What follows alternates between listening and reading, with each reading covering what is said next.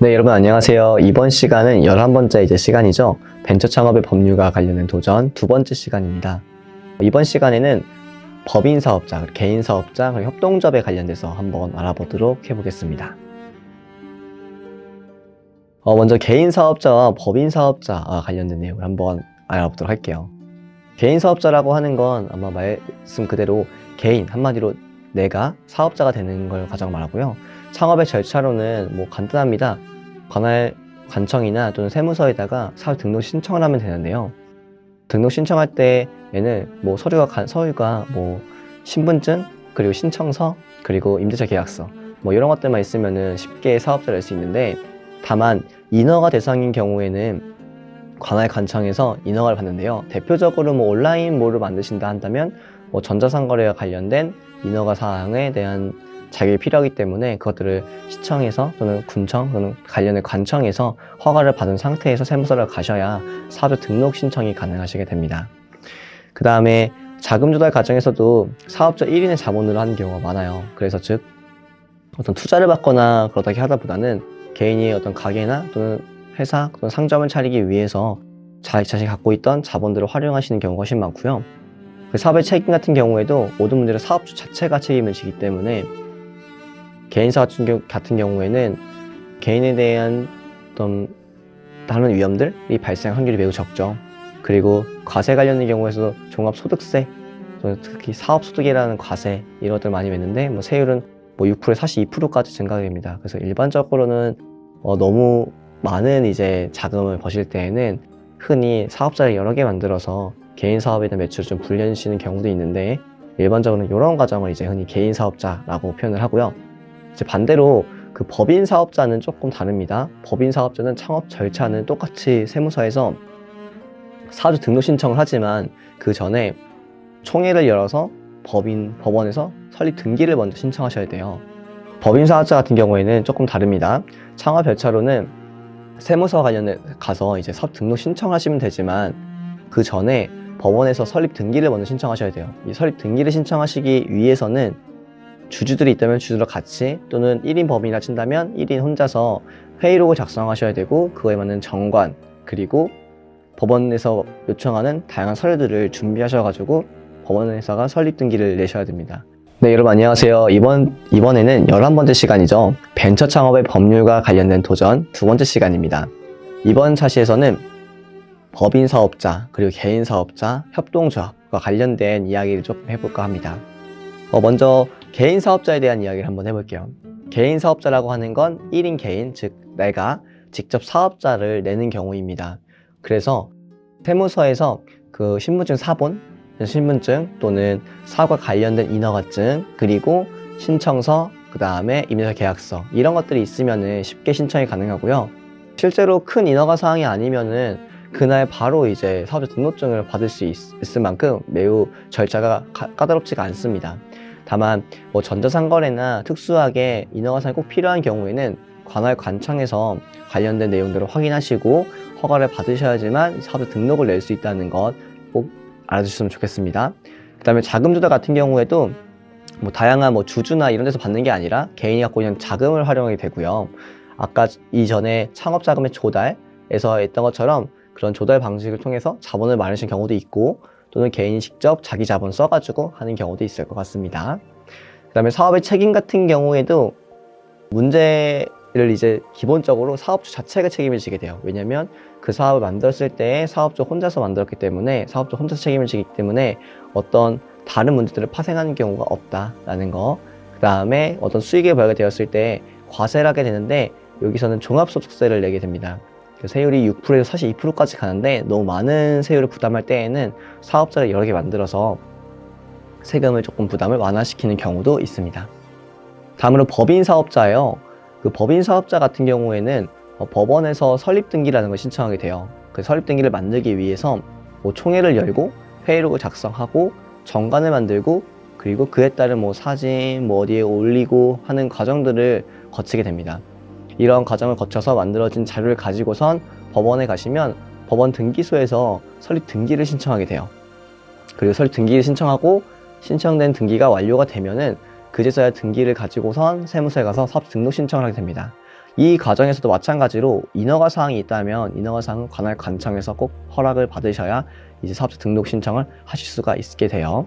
그 다음 자금 조달 같은 경우에는 앞서 개인 사업자와 다르게 주주를 통해서 자금 조달을 받는데, 여기서 1인 법인 같은 경우에는 주주가 없기 때문에 혼자 개인 사업자가 크게 다르지 않지만 일반적으로 큰 약간 다양한 주주들을 포함한 경우에는 주주들의 자금을 통해서 조달받게 됩니다. 즉 주식을 얼마큼 판매에 따라서 또는 투자를 얼마큼 받는 데 따라서 자금 조달이 이루어지게 되죠. 그리고 사업의 책임 같은 경우에는 법인의 주주를 출자한 지분 한도 내에서의 책임을 집니다. 예를 들자면 이 법인의 대표자가 만약에 뭔가 주식을 보유한 수가 뭐 40%다 그러면 40%의 한도에 대해서의 책임을 지게 되고요. 다른 주주가 연대 책임을 지게 됩니다. 그래서 흔히 주식을 하게 될 때 주식에 대한 피해를 우리가 주주들이 같이 받잖아요. 이 경우가 그런 경우라고 보시면 될 것 같습니다. 그 다음에 과세 같은 경우에는 법인세가 있어요. 법인세는 뭐 10%, 20%, 22%, 뭐 25% 이렇게 있는데 법인 자체가 돈을 벌 때마다 어느 돈의 수준에 따라서 세율을 매기게 되고요.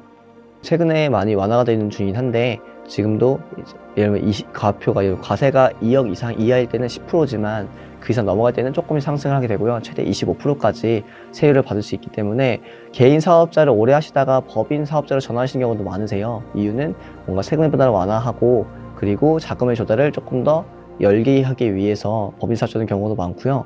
내부에 어느 시스템이 생겼을 경우에도 법인 사업자로 전환하는 경우가 많습니다. 그래서 사업을 하시다가 초기에 바로 법인 사업자 만드시는 것도 뭐 좋지만 처음에 어느 정도 사업을 먼저 해보신 다음에 법인 사업자로 전환해 보시는 거 좋고요. 개인 사업자가 법인 사업자로 전환된다 그래서 그대로 넘어가는 게 아니라 법인 사업자를 새로 만들면서 이동하시는 겁니다. 그래서 이 점도 참고해 주시면 감사하겠습니다. 그 다음에 개인 사업자와 법인 사업자의 장점과 단점이 있어요. 그래서 먼저 개인 사업자의 장점을 보자면 설립 절차가 간단합니다. 아까 말씀드렸던 것처럼 세무서에서 간단하게 신청만 하면 그날 바로 사업자 등록증을 받을 수가 있어요. 물론 영업신고증이라 그래서 뭔가 가게에 음식점을 한다든지 했을 땐 영업신고증이 나와야 되는데 이는 인허가 사항이라서 꼭 미리 확인하신 다음에 사업 절차를 밟으시면 좋겠고요. 그 다음에 설립 비용이 매우 적습니다. 물론 특정한 상점을 만들게 되면 비용이 늘어나겠지만 실제 설립하는 자체에서의 비용은 거의 안 든다고 보시면 좋을 것 같아요. 인쇄비 정도 들 것 같네요. 그 다음에 기업 활동이 자유롭고 사업계획 수립이나 변경이 용이합니다. 법인 주식회사와 법인회사와 조금 다르게 투자자들이 한두 명이 여러 명이 있는 게 아니라 이 사업자 제가 딱 하나만 이 사업자를 만들었기 때문에 본인이 하고 싶은 대로 이 사업계획을 수립할 수 있고 그리고 변경도 언제든지 가능합니다. 그 다음에 인적 조직체로서 제조 방법, 자금 운용 관련돼서 비밀 유지가 가능하죠. 왜냐면 본인 혼자서 만들었기 때문에 본인 혼자서만 비밀을 잘 유지한다면은 비밀 유지가 가능하고 그리고 아마 같이 한다 하더라도 공동대표가 있는 경우가 있는데 그럴 때에도 마찬가지로 인적 관계로서 유지가 되는 경우가 많기 때문에 비밀 유지가 하기가 쉽습니다.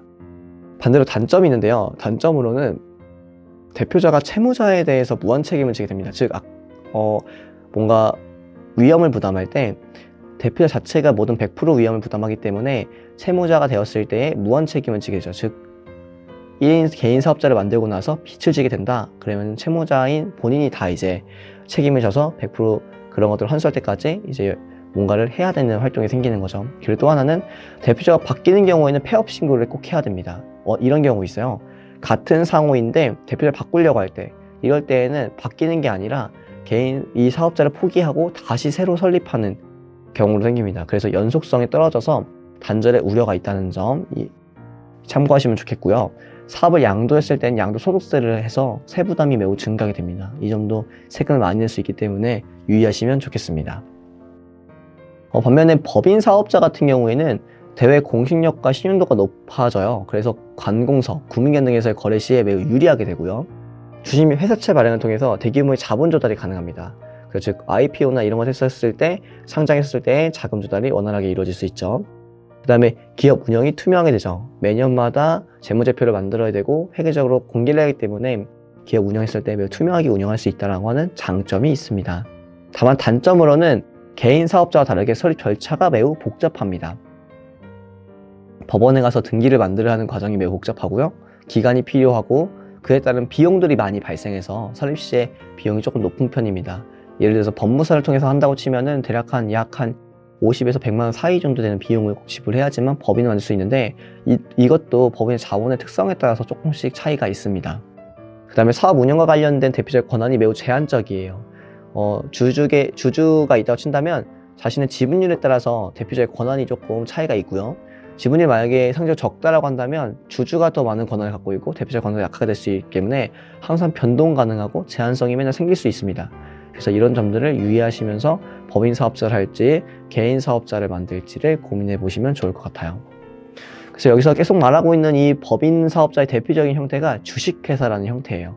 주식회사라고 하는 건 다수의 사람으로부터 유한 책임인 주식을 증권화에 의해서 자본을 등원시키고 경영의 위험을 분산 그리고 전문 경영자에게 운영을 위임시키는 특수제도의 회사로서 자본결합에 강대한 요구를 따를 수 있고 기업의 규모와 비약적인 확대가 가능한 점이 대표적인 기업의 형태라고 볼 수 있습니다.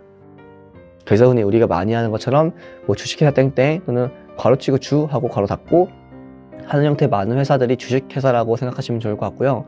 이 밖에도 뭐 유한책임회사, 무한책임회사 이런 식의 다양한 형태의 회사들이 있지만 우리가 일반적으로 많이 얘기하는 법인회사는 주식회사라는 점 알고 계시면 좋을 것 같습니다. 이 주식회사에는 3가지 요소가 있어요. 첫 번째는 자본금, 그리고 두 번째는 주식, 그리고 세 번째는 주주의 유한책임이라는 겁니다. 그래서 먼저 자본금이라는 걸 한번 볼 텐데요. 자본금은 회사의 성립 기초가 되고 주주에 대하여 출자액 및 책임의 한계를 의미하며 회사의 채권자에 대해서 회사의 신용 담보가 되는 것을 말합니다. 즉 회사가 설립할 때에 자금은 100만 원 또는 자금은 1억 등이 늘 수 있는데 지금의 우리나라의 제도상에서의 법인회사는 자본금에 대해서의 크게 제한점이 없어요. 그래서 일정 금액의 자본금만 있다면 법인회사를 설립할 수 있게 됩니다. 다만 너무 적은 금액을 자본을 넣게 되면 신뢰도에 어떤 문제가 생길 수 있기 때문에 어느 정도의 자본금을 넣어주는 게 매우 좋겠습니다. 그 다음 주식을 한번 알아볼게요. 주식은 일정한 출주 단위를 설정하고 집적시킴으로써 거대한 자본금을 형성하는 동시에 산업으로서 실체를 형성하는 출주 단위를 주식이라고 하고 자본과 주주를 결합하고 있습니다. 즉 주주가 주식을 사게 되면 주식을 사는 돈으로 자본금을 형성하게 되고 그것이 회사의 어떤 기초가 되게 됩니다.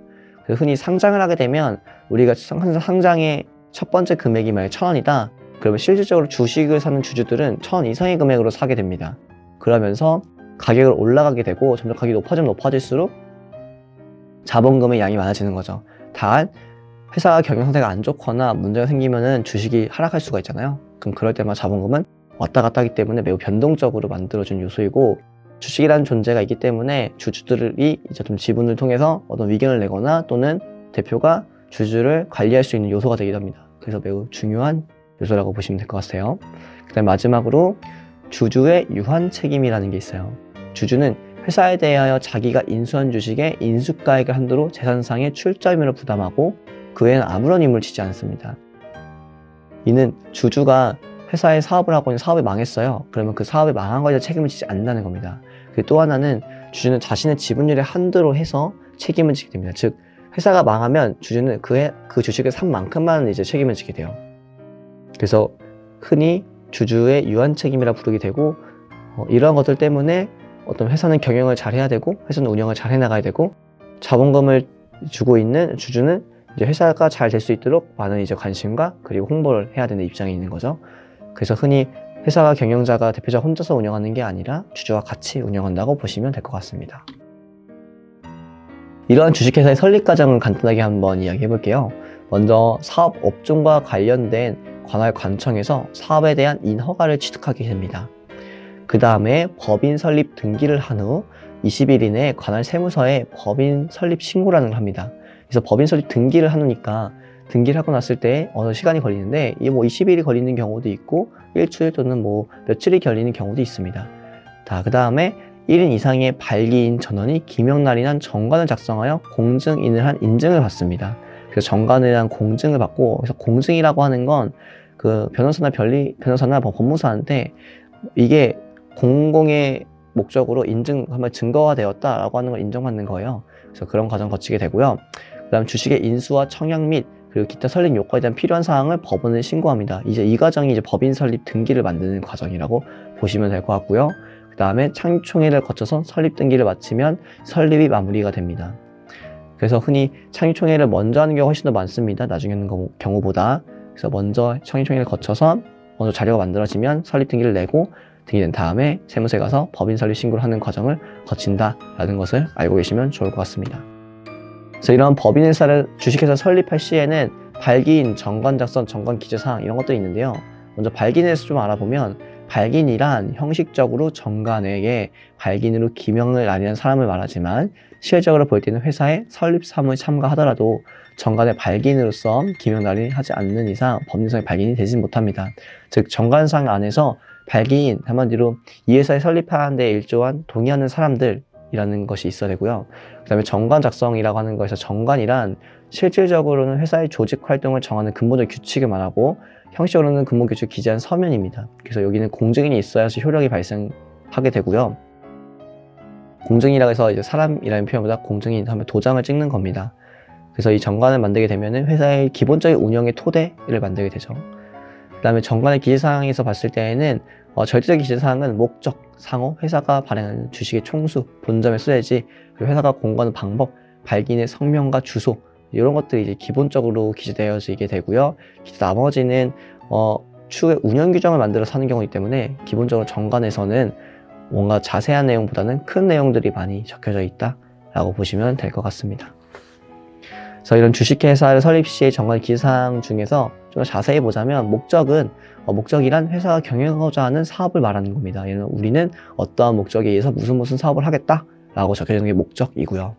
상호는 이 주식회사의 이름이죠. 그래서 상호란 상인이 영업상에 자기를 표시하기 위한 상대 명칭이라고 보시면 될 것 같고, 회사가 발행한 주식의 총수를 쓰게 되어 있어요. 그래서 회사가 장래에 발행하기로 예정하고 있는 주식 총수, 즉 이사회에 대해서 발행한 수, 그리고 주식에 대한 최대한 의미를 갖는 것으로서 발행 예정인 주식의 총수를 말합니다. 왜냐하면 주식회사가 먼저 만들어지기 전에 주식이 발행되는 경우가 장외 주식이라는 경우가 있고 상장했을 때에도 주식이 발행이 되는데 그때 이 주식의 총수가 매우 중요합니다.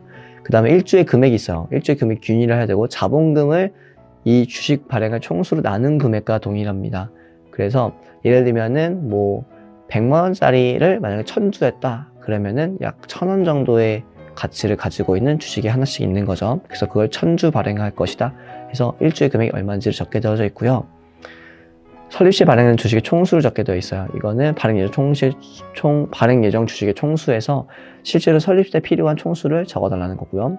본점 수지는 본점 수지 그 회사의 주소를 말하고, 회사가 공고하는 방법은 온라인에 회사가 설립되는 것을 온라인에 공고할 것인지 신문에 기재할 것인지 이렇게 대중에게 공공연하게 공개하는 방법을 말하고, 발기인의 성명, 주민, 등록번호 및 주소, 즉 발기인이 어떤 사람인지를 명확하게 기재하셔서 도장을 받으셔야 됩니다. 이런 주식회사의 설립 시에 정관에 기재하는 사항에 대해서 한번 볼 텐데요. 상세적 기재사항이 있고 임의적 기재사항이 있어요. 상세적 기재사항은 발기인이 받을 특별 이익, 현물 출자, 재산의 인수, 설립 비용과 발기인의 보수 이런 것들을 적을 수가 있을 것 같고요. 이는 상세이기 때문에 꼭 적어야 되는 건 아닙니다. 그 다음에 임의적인 기재사항이 있어요. 발행 주권의 종류, 이런 우선 주식이라든지 이런 것들이 있겠죠. 그런 것들, 그리고 주식의 명의 개서 동의 절차, 이사 및 감사의 수, 사업 연도 등이 있는데 이제 이런 것들도 임의적으로 정확하지 않기 때문에 임의로 적어서 주시면 너무 좋을 것 같습니다. 그 다음에 협동조합에 대해서 한번 알아보도록 할게요.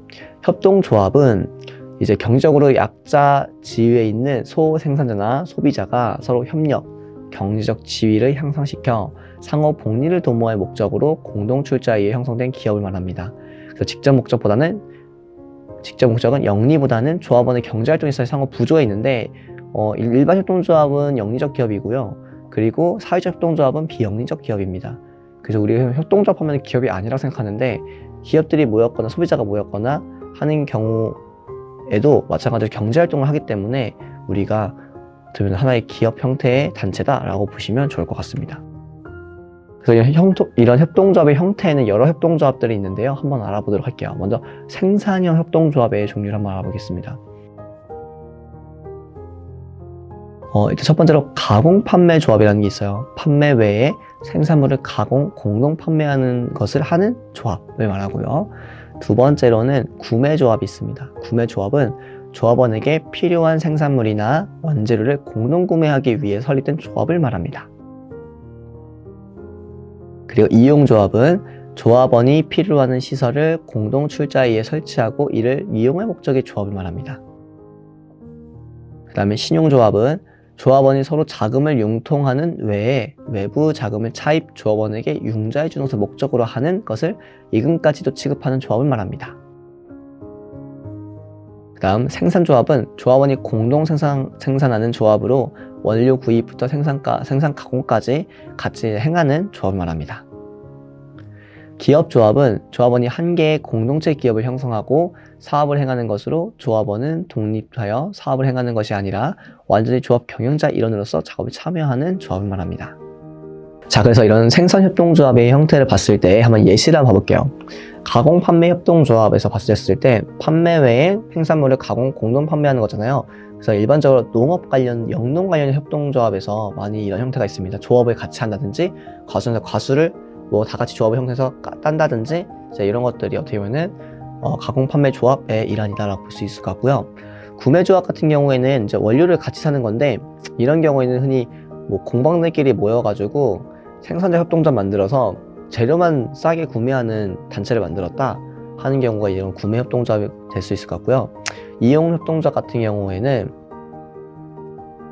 어떤 특정한 단체가 하나의 공공의 시설이 너무 비싸서 같이 구매를 하고 그것들을 같이 사용을 할 수 있게끔 하는 경우인데 흔히 대학에서는 뭐 공동 실험을 한다든지 하는 경우에 장비가 있을 때 공공의 장비를 같이 활용하는 이제 조합 형태를 만들면 이제 이런 형태가 될 수 있을 것 같아요. 그 다음에 신용조합 같은 경우에는 흔히 은행권들 중에 제2금융권 또는 지역에 있는 은행 이런 것들이 많이 신용조합의 형태를 띠고 있고 생산조합 같은 경우에도 마찬가지로 농업에서 많이 활용을 하고 있으시고요. 기업조합은 생각보다 많이 하고 있지 않은데 뭐 경제와 관련된 뭐 기업들이 모여가지고 하나의 뭔가 조합을 운영한다 그런다면 이제 이런 기업의 조합의 형태에 해당이 된다고 볼 수 있을 것 같습니다. 다음으로 소비협동조합이 있어요. 소비협동조합은 조합원의 생활에 필요한 물자를 공동으로 싼 값에 구입하고 소비자인 조합원의 소비 생활의 향상을 목적으로 하고 있습니다. 자, 그래서 흔히 뭐 소셜 네트워크를 활용해서 같이 뭔가 물건을 사자라고 모이면 그때 협동조합을 소비자가 구축을 해가지고 어떤 서비스를 다 같이 구매해서 다 같이 사용을 할 때인데 대부분 이제 이런 시설이 많이 있습니다. 뭐 위로시설이나 목욕탕, 주택 등의 설치 이용한다든지 아니면 다른 조합원들로부터 여유자금을 예치한다든지 필요한 조합원에 대해서 뭐 대부를 해준다든지 이런 것들이 소비자들끼리 이제 서로 각각의 혜택을 보기 위해서 만든 조합이고 소비자 조합은 회사 관천 등의 직장에 설치된 직장 조합도 있고요. 특정 지역에 사는 사람 대상으로 한 지역 조합들도 있습니다. 그래서 한번 이제 이런 것들은 흔히 만들기 쉽지 않은데 만드는 과정이 생긴다면은 한번 알아보시면 좋을 것 같아요. 그 다음에 이런 협동조합에는 7가지의 원칙이 있는데 한번 7가지 원칙을 한번 알아보도록 하겠습니다. 먼저 첫 번째 원칙은 자발적이고 개방적인 조합원 제도입니다.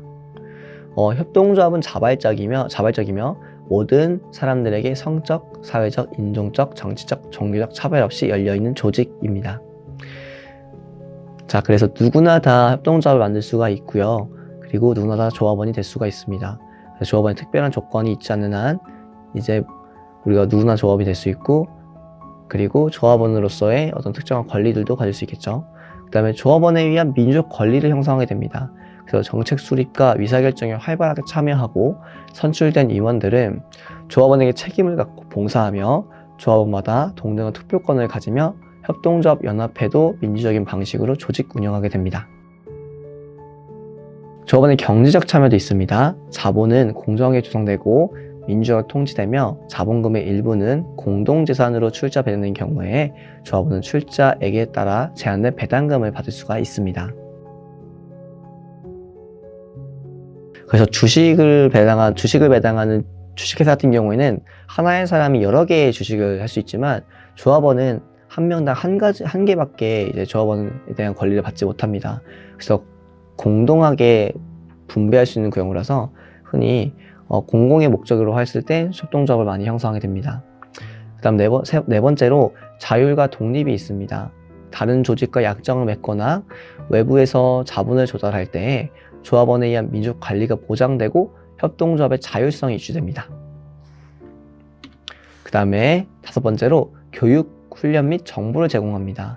조합원, 선출된 임원, 경영자, 직원 등에게 교육과 훈련을 제공하며 젊은 세대와 여론 지도층에게 협동의 본질과 장점에 대한 정보를 제공하게 됩니다. 다음으로 협동조합 간의 협동을 합니다. 국내, 국외에서 공동으로 협력 사업을 전개함으로써 협동조합 운동의 힘을 강화시키고 조원에게 효과적으로 봉사할 수 있습니다. 그리고 마지막으로 지역사회에 대한 기여를 하게 됩니다. 조합원의 동의를 토대로 조합이 속한 지역사회의 지속가능한 발전을 위해 노력하게 됩니다.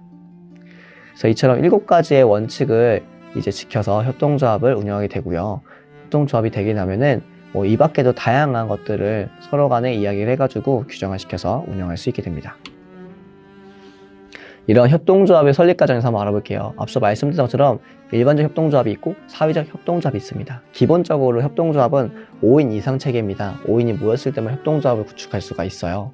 그래서 먼저 일반 협동조합은 영리적인 기업의 형태를 많이 띱니다. 그래서 사업 가능성을 검토하고 창립 총회를 하고 설립 신고서를 제출하고 사업자 등록을 하고 규형 및 규정을 논의한 다음에 사업자 신고를 내는 게 아니라 관련된 부처에 신청을 하게 됩니다. 그래서 관련 부처에서 허가가 떨어지면 협동조합을 인가받게 되고요. 그 다음 사회적 협동조합은 조금 더 많이 복잡한데요. 비영리적 성향을 띠고 있기 때문에 인가 가능성을 먼저 검토하게 되고 가능성을 검토한 이후에 창립 총회를 하게 되고 설립 인가 신청서를 만들어서 제출하게 되고 현장 실사를 하게 됩니다. 그 다음에 설립 인가 여부를 확인하고 설립 등기를 내고 사업 등록을 합니다. 오히려 일반 협동조합보다 매우 까다롭고요. 그리고 비교하자면은 개인 사업자, 법인 사업자 간의 격차 정도의 과정이다라고 보시면 될 것 같습니다. 그래서 오늘은 한번 협동조합과 그리고 주식회사 그리고 개인 사업자 그리고 법인 사업자에서 한번 알아보았는데요. 한번 앞서서 했던 내용들을 한번 요약해 보도록 하겠습니다. 먼저 개인 사업자와 법인 사업자를 배웠었는데요. 개인 사업자는 개인 스스로가 사업자를 내는 거고 법인 사업자는 본인뿐만 아니라 주주를 형성을 해서 하는 경우고요. 법인 사업자는 설립하게 되면 우리가 하나의 개인으로 만들어지기 때문에 별도의 주민등록 번호와 같은 번호가 생기게 되고요. 이에 따라서 책임을 법인의 대표자가 아니라 주주와 그에 관한 지분을 가진 사람 모두 다가 동등하게 지분의 한도 내에서 책임을 지게 되고 반대로 개인 사업자는 본인 스스로가 다 책임을 져야 되고 그리고 창업의 절차가 매우 단순하는 것들을 확인해 볼 수 있었습니다. 그 다음에 주식회사라고 하는 건 이제 전문 경영을 중심으로 해서 자본금과 주식, 주주의 유한 책임을 가지고서 형성하는 회사라고 보시면 될 것 같고요. 다양하게 이제 영리 활동을 하게 되고 그리고 그에 따라서 다양한 사업들을 도전하는 회사라고 보시면 될 것 같습니다. 그래서 관련된 설립 과정에서는 주무관청에서 허가받고 그 다음에 설립 등기 내고 그 다음에 세무서 가서 사업자 등록증을 신청하게 되면은 이제 사업을 시작할 수 있는 주식회사가 설립되게 되는 거죠. 그래서 이러한 과정들이 개인 사업자에 비해서 상당히 길다라고 하는 거 알고 계시면 좋을 것 같고요. 자, 그리고 협동조합에 관련된 거는 협동조합은 이제 여러 형태가 있는데 생산협동조합과 그리고 소비협동조합 형태가 있고 그 다음에 일반협동조합과 사회협동조합 형태가 있다라고 말씀을 드렸습니다. 생산협동조합에는 가공판매조합, 구매조합, 이용조합, 신용조합, 생산조합, 기업조합 이런 형태가 있고요. 소비협동조합은 별도의 종류가 있는 건 아니지만 소비자들끼리 무언가가 구매하거나 무언가 서비스를 활용을 해서 소비 생활을 향상시키기 위한 목적을 가지고 있다라는 것과 그리고 협동조합에서는 일반 협동조합과 사회적 협동조합은 설립하는 과정이 조금 차이가 있다. 일반 협동조합은 사업 가능성을 중심으로 해서 신청을 하게 되고 사회적 협동조합은 인가의 가능성을 확인받고 실질적으로 더 많은 심사를 통해서 등록이 때문에 상대적으로 일반 협동조합에 비해서 많이 설립할 때 어려움이 있다라는 것을 알아보았습니다. 그래서 오늘 이렇게 4가지 종류의 기업의 형태를 한번 알아보았는데요. 이런 것들을 가지고서 어떤 형태의 사업을 할지 그리고 어떤 형태의 회사를 차릴지를 한번 여러분들께서도 한번 생각해 보시면 좋을 것 같습니다. 그러면 오늘 강의를 여기서 마치도록 하겠습니다. 감사합니다.